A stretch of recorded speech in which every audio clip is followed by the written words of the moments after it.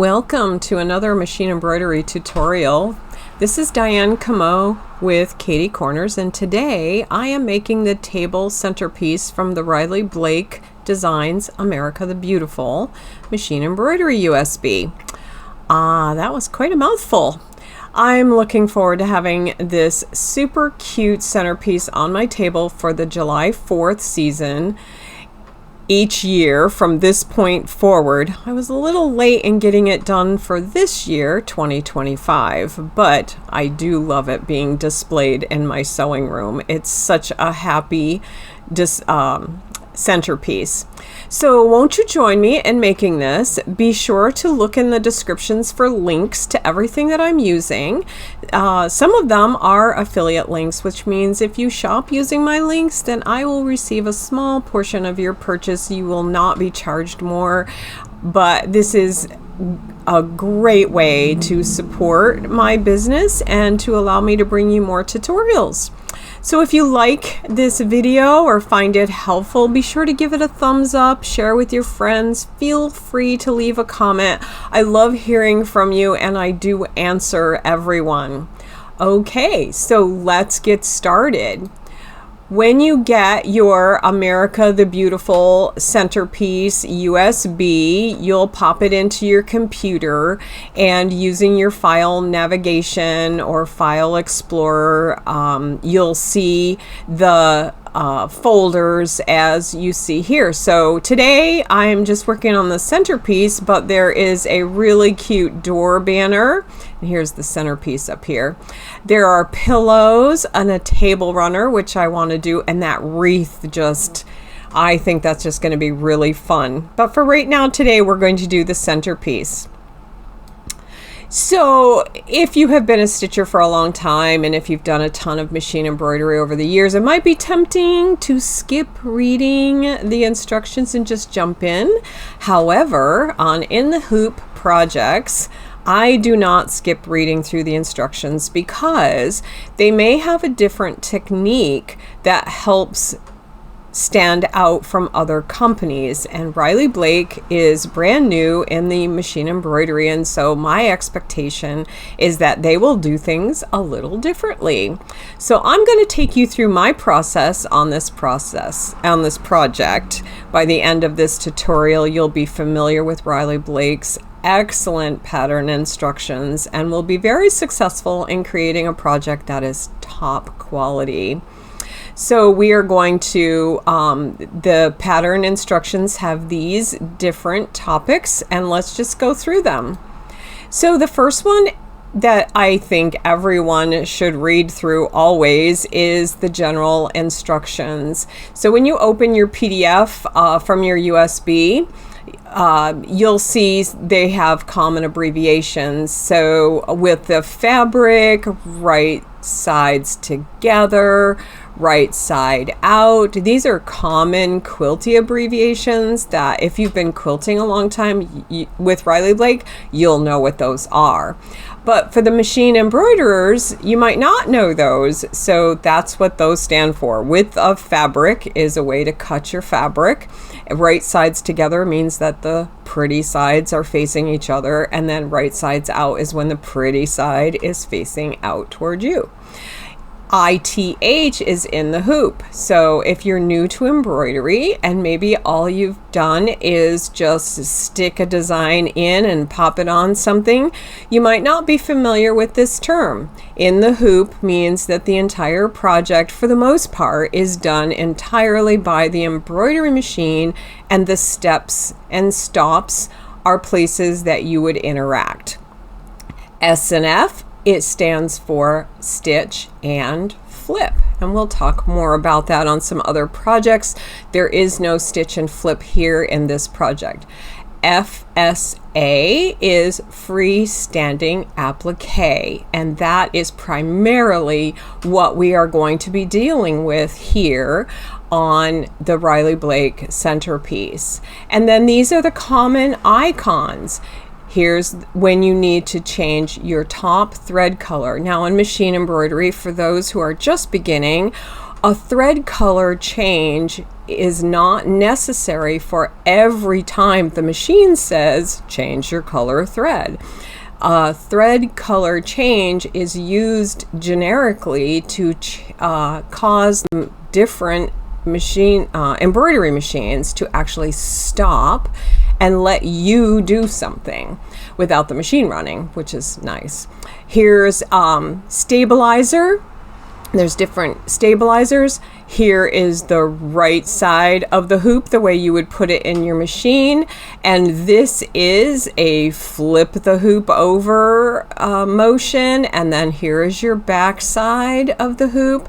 This is for when you would tape something. Whenever we put fabric on the back side of the hoop, we want to tape it in place, and so we recommend the washi tape and the OASD perfect tape. And then the two hands tells you you're going to stop and do something. And then there are some places where you will use a sewing machine. And in this project, we do have that when we're putting the base pieces together. So those are the common general instructions. And then we have machine embroidery techniques that you'll see in your directions. And Riley Blake is telling us that whenever they're doing kind of a large stitch that's just going to kind of hold stuff in place for you, it's going to be what they call their basting stitch. This is a stitch that generally you can rip out very easily when the project is done, especially if you're putting seams together. The basting stitch might peek through, so you can rip that out. The placement stitch is always going to be in a red color, and every machine will pick up the closest color to the thread that they use. However, in their instructions, and that's one of the reasons why you want to go by the instructions, they will always show a placement stitch in red. Your tack down stitch is going to be in a dark gray. Your stitch and flip type seam is going to be in green. Your cover stitch will always look like a zigzag, even though it might be a decorative color stitch. If there's no applique and it's just going to do a full shape in stitches only, it will look like this and be a fill stitch. And then if there's a detail stitch that is not a structure type, like a cover stitch, it's just making the decoration a little more pretty on the inside, it'll be signified this way. And then there are in the hoop projects where a guide for your cutting or your last stitching, if you're doing like tiles, you will have a guide that's put at the exact measurement that your piece should be, and generally this guide will be the last stitch in your hoop, where the basting stitch might be first or early on, or someplace to hold something in place that will be in place for the remainder of your project. So that's a few of their techniques that they use. So the next section that you'll see in the USB guide, it is your section with fabric requirements. For this one, it's pretty straightforward. You'll be given all of the titles of the fabrics the way it's pictured. So if you want to do a search online or take this to your local quilt shop, you can easily identify exactly which fabrics they're using. These are generally shown in the salvage of Riley Blake's fabrics, so you'll see that C number in the salvage area. So of course you can use your own fabrics and make replacements on your own if you can't find all of these. So what I would recommend is that you cut this piece of paper out and put your fabric choices near each one, or label your fabric the same so that you'll know where to use it in the process. The next thing is your thread supplies. So this is a pretty quick project. I think you're going to love doing it. The supplies that you need, of course, are your threads, and these are your threads for your top stitching, the stuff that's going to stay showing when you're all done, and they will coordinate with your fabric. For most of the project, you can use any color in your bobbin until you see a bobbin using the same color along with a spool of thread. So that's kind of a key thing to note. And later on in this demo, I think I am able to show you that particular emblem, but look for it. It's going to be a spool of thread like this, and it's going to be a bobbin, and they will both be the same color. And so what you'll want to do is read through your directions and gather all of these up and roll yourself some bobbins and get ready. So the stabilizers, this is the icon that's being used for stabilizers and how many and what type and all of that. And so for Riley Blake, your stabilizer is going to be the orange is cutaway, the blue here with the water drop is water soluble, and primarily what we'll be using throughout this project. And there are some structure stabilizers as well that will be used, and then interfacings. So those are, you'll see those in the project as well in the directions. For this freestanding, I really love the way Riley Blake is doing their 3D, very different from any other 3D I have seen to this point, and they're using structure brads and tabs, and I love the way these are coming together. So you'll want to get yourself some of those. There'll be a link to where you can purchase these. But if you're a scrapbooker, you know what these brads are, and what I like about the ones that Riley Blake has is that you can get them to look correct based on the type of project. I did their barn. I used ones that look like rusty nails. I've used the same ones for this project as well. They look really nice there. Cake pops or popsicle sticks, or wooden dowels. The popsicle sticks are smaller than the wooden dowel that I had, so I did use a lollipop or cake pop stick that you can get like in the Wilton section of your stores. I think even like Walmart or someplace like that. Washi tape will hold the fabric on the back of your hoop. Glue is a little something extra that you'll need when you're putting the flowers and flags on the popsicle sticks. It just keeps them from twirling around. And the leaves go on by glue. I use a hot glue gun and found that to be quick and easy to do, so I would recommend that. Your tools that you're going to need are curved applique scissors. I actually have two sizes that I use. I have a larger curved applique scissors that I use for when I'm taking big chunks away. And then I have a small clipper pair that really allow me to just kind of get in there into some of the small crevices. They are sharp right to the point, which makes it really nice. And so I do have two different sets that two different pair that I use.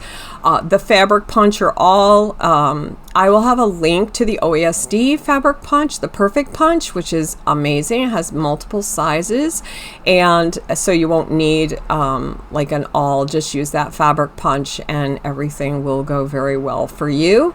And then embroidery needles, of course, to stitch the project.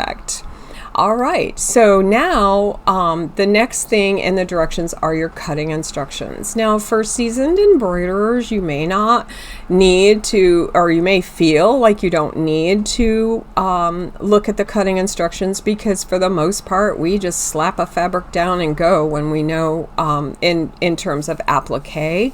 But here we're doing freestanding applique, and so I did go through and cut out the centerpiece base pieces where I needed to, any place where I needed to back the hoop, I cut a piece of fabric that they called for that, and have that ready on my design board for going through this. Okay, so now I'm going to do a video. I'm going to show you a video of the first 4 hoops that create the base. Everything after that is pretty straightforward. This is one of the hoops that I won't be demoing for real, because you know, it's like watching paint dry for people who have been embroidering for a really long time. So that being said, for anyone who is new, you will see this water spout, and that is when you're gonna take your embroidery pieces and you'll take them out of the hoop. You'll trim really close to the stitching. I leave maybe an 1/8 to a 1/16 of an inch of the water soluble stabilizer, which there are 2 that you'll be using here. I cut and trim away. Sometimes I do it while it's still in the hoop, and sometimes I take it out of the hoop and then trim. It really doesn't matter, but you're going to want to trim quite a bit of that water soluble away from your design, and then you'll take it to a place. I do like to use water. I just put a dribble of water going, and I try to keep it on the warm side, and I gently rub it with my fingers until I don't see any of the stabilizer on the outside of the edge. I don't always get everything totally wet. You can for this, but it's not necessary. When you are using Badge Master, it sometimes changes the look of your fabric, and so I like to kind of just go around the outside edge of the cover stitch, and that's usually quite enough. On the leaves, I wanted to have more stability, so I did dunk them in a bowl of water, and then what you want to do is lay them flat to dry. And then you will need to do the punching on some of the pieces. The base is a punch out. The flowers and the leaves are not. There's actually a little hidden area where you can pop that cake pop stick right up in there. The way the satin cover stitch is done is pretty interesting, and it allows the back piece to leave you a little envelope opening, sort of, to pop your stick right up in there. It's really kind of fun and a cute idea. Okay, so the first thing we're going to do is so let me just put this up here. Sorry for the blue blob. Here is the example of where you'll see the thread and the bobbin. And when we're doing the hoop 1, what we're going to do first is take and do our 2 layers of water soluble in the hoop, and then we will stitch all the way through. We actually do have a structure interfacing which is used that gives it a little extra stiffness, and that will be shown to you shortly in the video. Then so I will be showing you hoop number 1, and then I will show you hoop number 4, because all of hoop number 1 through 3 are done virtually the same. And then hoop number 4, I just give you a little extra instruction about how to get this hollowed out. This is very necessary for you to get in there and get your fingers in there when it's all being put together. You don't want to skip that. So then you'll go on and do hoops 5 through 8 on your own, and I will also show you how to do the brad placement for your final finish. And then this is the part that uses the sewing machine. So once you're done, this is hoop 1, 2, 3, and 4. We're gonna put them, after you've pulled away the water soluble stabilizer in each of these hoops, and they're dried nice and flat, you're going to bring them over to your sewing machine, and you're going to zigzag these together. And you really just want to be careful where those little tabs are. You want them so that they will match up and allow you to pull this all together in the same spot. So that's an overview, and now I've got some real-time embroidery where I'm doing hoop number 1 and number 4. Oh, but before we get started, let's take a look at my fabric choices. So Here are all the fabrics that I have from the Americana line. I just have some fat quarters and a few pieces that are larger. And here are the ones that I decided on for this particular project. I did not have any thread on hand to match this beautiful teal fabric. So I kind of decided to go with the navy blue where it looks the best. So let's see how this all turns out. Well, I'm working on a Luminaire 2 that was upgraded to a 3, and I have loaded hoop 1 into my machine, and this is what it looks like. Now I'll try to keep my hands out of the way, but let me just talk a little bit about what I've done so far. I have hooped. I'm using the Dime press and stick water soluble, and I have loaded a non-woven water soluble on top of it, and it's actually adhered to it, and I'm finding that it helps me to save on water soluble stabilizer. I also have blue thread in, the blue thread that I'm going to be using throughout this project to go with all of the blue fabrics. And so you're going to be able to see a lot of the stitching pretty well. So let's just get started. I am going to press embroidery, get it ready, and hit the start button. The first step is a placement stitch. It's going to give you the shape.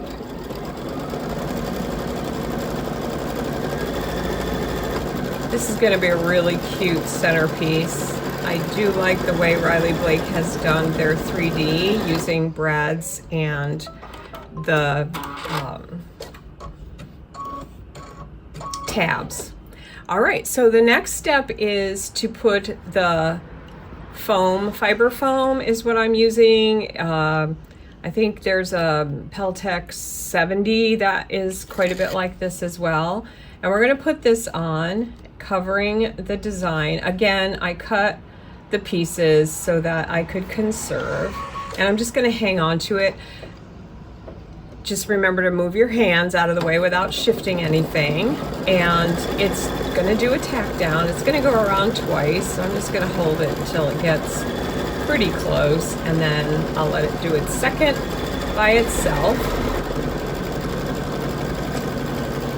Riley Blake does a side-by-side tack down stitch, so generally if you cut one, the other one's kind of holding the rest of the embroidery. So now what I want to do is remove the hoop, and I am going to cut using my larger scissors to cut away the stabilizer, leaving the stitching on. The next step is to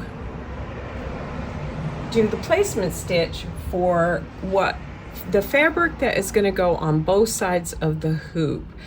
So you'll want some washi tape for that, but let's just do the placement stitch. They're starting way off. Don't be alarmed by that. They're starting at the tab and they'll go all the way around. And again, this is the placement stitch for the fabric that we're going to tape fabric to the back and to the front. So I will do that and I will show you what that looks like.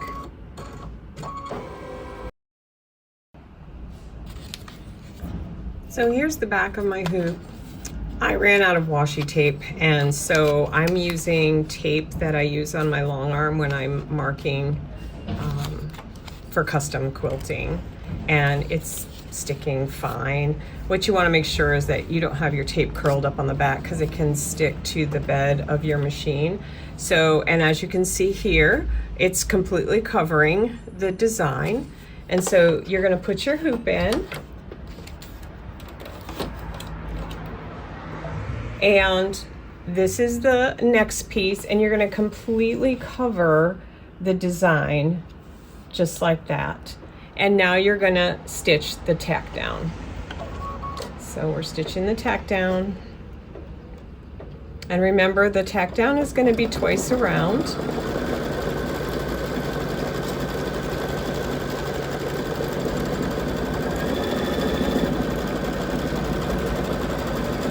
Sorry if my arms are in the way. There we go. And I did hear the tape get loose, but I can still see the fabric. I was hoping to avoid that. Washi tape works really well, so if you have washi tape, you can use a nice big piece and it tends not to curl up on you. So now what we're going to do is we are going to trim away, and the next step will be to do the satin stitch. So you want to trim your the back of your hoop and the front of your hoop, and just be careful not to clip too many of the stitches. Remember, it does go around twice. They're separated a little, and I like to start with the back, and I also like to put it on a flat surface. So I'm going to go put it on my table and snip this away, and I'll show you what that's like, and we'll do the satin stitch. So I've trimmed around the outside edge, the front and the back, and I wanted to show you, I had a little bit of fraying that when I'm doing a 3D project, I really don't want to see the fraying. I want to make sure that when we do the cover stitch, the satin stitch all around the outside, that it completely encloses all the fabric and doesn't leave any fray. And so what I did was, let's see if I can show you this. Maybe it's better out here. I used the back side of my tape and cleaned up the edges quite a bit. You can see here, I had quite a bit of fraying. And I used these snippers, and they have a little bit of a grabberness to it. And so as I'm trimming, I'm able to hold up those little pieces and really get down there and trim them close in, and then I scoop them up with the tape. So there's a little tip for you to keep the fray from happening. So now let's go ahead and we'll get started on the stitching. So it may look like hoop 1, 2, and 3 are exactly the same, but they are not. Hoop 2 and 3 do appear to be exactly the same, but on this one you'll see that the holes for the brads and connecting are in different positions. There's an additional brad position on the, or there's holes. I say they're brad positions, but they're actually holes. And you'll want to pay attention to those as well and see that they are different. So be sure to do each hoop, load each hoop, even if you think it's the same. I know sometimes it's just easier to leave a hoop in if it looks exactly the same, but you know, when you're following a pattern, it's real easy to get lost, and so I will be doing each one of these hoops separately. Now, the procedure here is the same for all of the pieces in this project. So after we finish this piece, you will have no problem going and doing all of the rest. Some of the tips that I might give you include, just like I told you, really making sure that when you're trimming close, you pick up your frayed edges, you use good scissors, nice sharp scissors, and that will really help to make everything look nice and smooth. The other thing is, I am trying to conserve, and I always do a piece as a test, so this is my test piece, and if it's good enough, I'll use it. But I really want to use Badge Master on the rest instead of this second layer here, because Badge Master is a much stiffer, water soluble. It has a lot more starch to it. I really like that for 3D projects. The foam, the fiber foam may do the trick, so we'll see. I'll let you know after I'm done and putting it all together. We'll be able to tell the difference if I use this piece between that and using the Badge Master.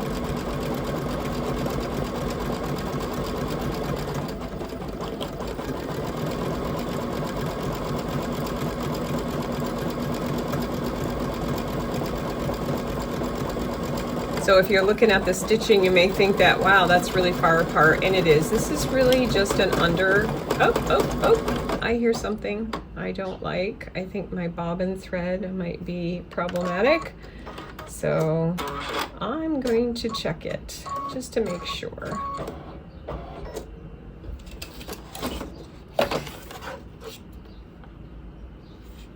Yes, it started knotting up, so I'm going to trim those stitches out and restart it.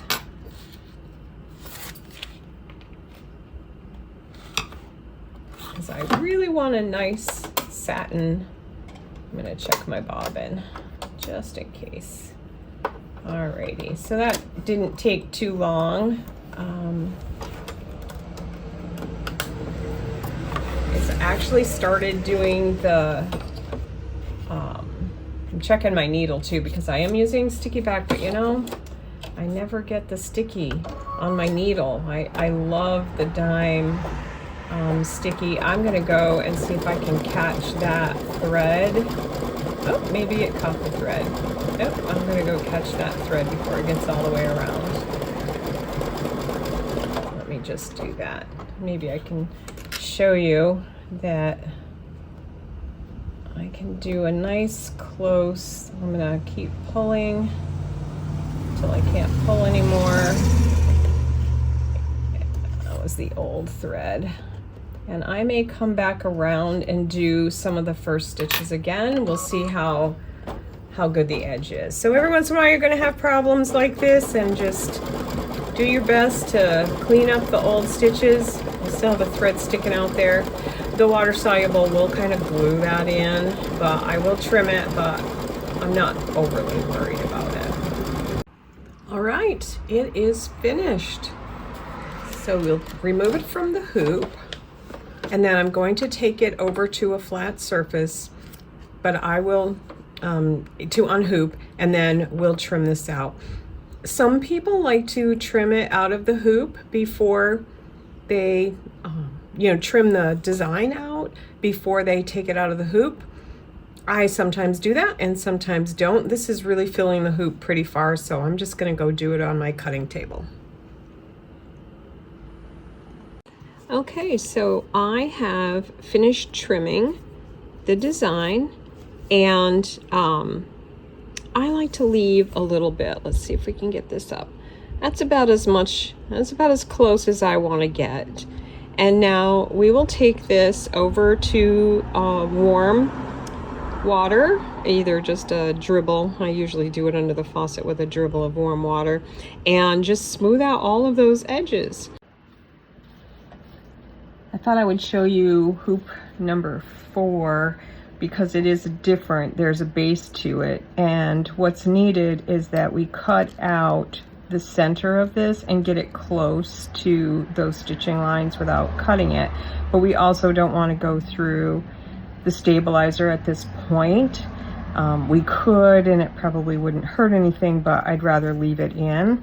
And so I really want to get a nice sharp pair of scissors and start making a cut so that I can feel my way underneath this particular stabilizer, which is the structure foam, fiber foam is what I'm using from OESD. So let me just see if I've gotten in between there okay. It looks like I have. So I have a little place to grab now. Let me see if I turn the hoop over. You'll be able to see that I haven't gone through the water-soluble stabilizer. The more stabilizer you have in your project as you're working it, the better it is. And so now that I've gotten that little hole, I'm just gonna continue to make sure I have curved scissors. So I'm just going to continue to rock these back and forth so that I don't go through the stabilizer, and turn the hoop as I go. So it's probably a little boring watching me do this, but for those of you who've never done like a reverse applique, this is very similar to reverse applique, where you tend to cut out the center of something and leave the back side. And look, see, I'm cutting my stitches, but it's going to be okay there. And then now I'm going to go around. I do like to start with the center. It just keeps everything more stable for me as I'm cutting out that center. So that would be my recommendation. And I'm on a flat surface. Again, it's my recommendation that that this part you just kind of take your time with, and you know, just don't take any chances. You won't have any do-overs if you don't take too many chances, and just enjoy the process. So love the sound of the snip and scissors. And there you have it. So now it's all ready for the next step. Okay, gracious. You get to see that I really just take some shortcuts. You can't see the blue thread here, but both the inside part and the outside are done. And I do cheat. I sometimes will just slide a piece of fabric under the hoop. I won't tape it. I won't do anything to it if I think I can control it pretty well, and if the design is not horribly complicated. And so I've actually done that on this piece here.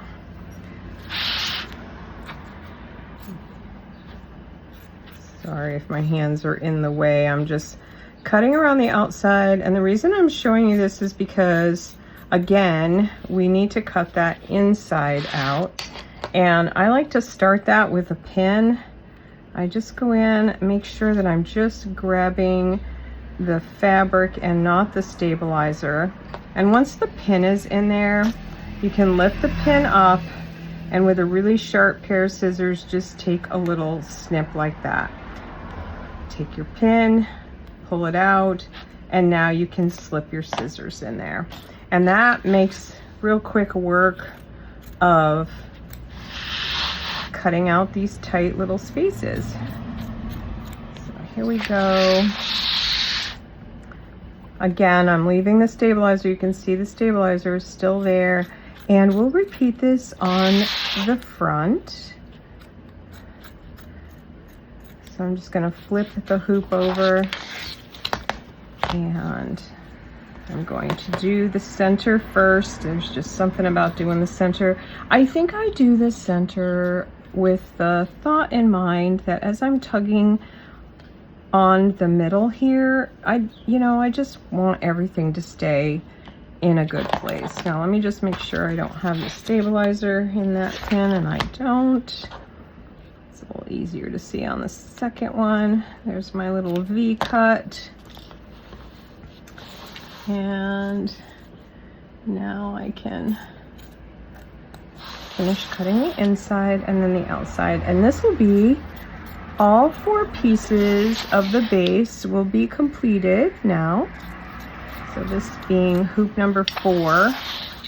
Each of these hoops takes about 10 minutes to stitch out.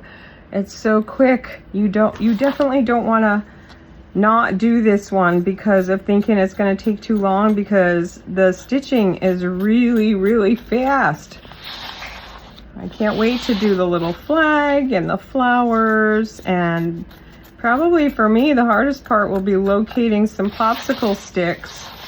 I've forgotten where I put mine.